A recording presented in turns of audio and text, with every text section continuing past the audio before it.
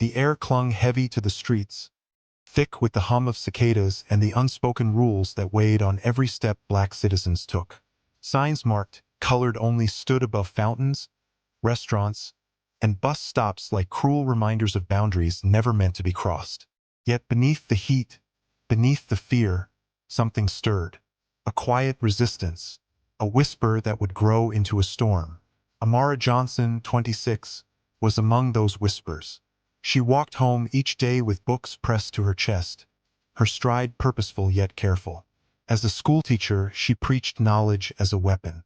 Not the kind of weapon that left blood on the streets, but the kind that opened eyes, lifted heads, and cracked the walls of oppression. She was soft-spoken, but when she spoke, her students swore her words carried sparks. But Amara carried something else, something far more dangerous than any lesson. A secret. She met him in the library, in the aisle lined with history books long sanitized to favor the oppressors. Daniel Hayes, a journalist from the North, was sent to Alabama to report on the Southern way of life. But what he found wasn't just stories of segregation or traditions steeped in hate. He found Amara. At first, their meetings were nothing more than quiet conversations. He asked about Montgomery, about her students, about the struggles of everyday life. She answered cautiously, but she noticed his eyes, blue, but not cold, curious, but not judgmental. He listened, truly listened, in a way she wasn't used to. One evening, in the dim basement of a church used for secret gatherings, their words grew bolder.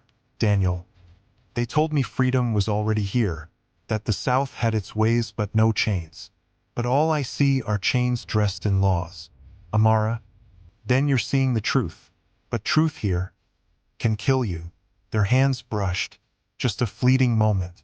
Two worlds colliding. One love blooming where it had no right to. The danger of it all only deepened their connection. Amara found herself waiting for him, her heart racing at every shadow on the street. Daniel began filling his notebook not just with facts, but with the sound of her voice, the strength of her convictions. But secrets have a way of unraveling. Daniel's first published article cut deep. It detailed the brutal beating of young black marchers by Montgomery police, bloody truths that no Southern paper dared print. His words spread beyond Alabama, landing on Northern front pages. To white leaders, he was a traitor. To the black community, he was a risk, an outsider whose boldness could cost them everything. Whispers began to circle. Some said he was an ally. Others said he would bring ruin. And Amara?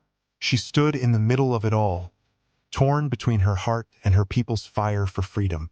Late one night, as cicadas screamed in the dark, the sound of shattering glass ripped through Daniel's small rented house. He rushed to the front room, where the shards of his window glittered on the floor like broken stars. A brick lay among them, wrapped in paper. His hands trembled as he unfolded it. For words scrawled in black ink. "Leave her, or leave this town in a coffin."